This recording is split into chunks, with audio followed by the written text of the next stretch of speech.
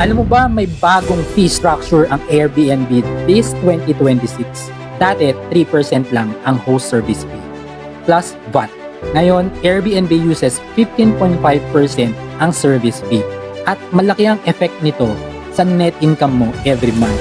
Kung ikaw ay Airbnb host dito sa Philippines, hindi ito dapat baliwalain at kahit na pare-pareho ang booking mo, mas maliit na yung income na dadating sa'yo kada reservation or kada booking. Ang tanong, paano ka pa rin dapat mag-adjust ng pricing at strategy para hindi ka maapektuhan? Dito papasok ang tamang financial planning bilang host. So kasama ito sa Airbnb Cash Flow Blueprint mula sa pricing hanggang sa paano protektahan ang margin mo kahit pabago-bago ang fees.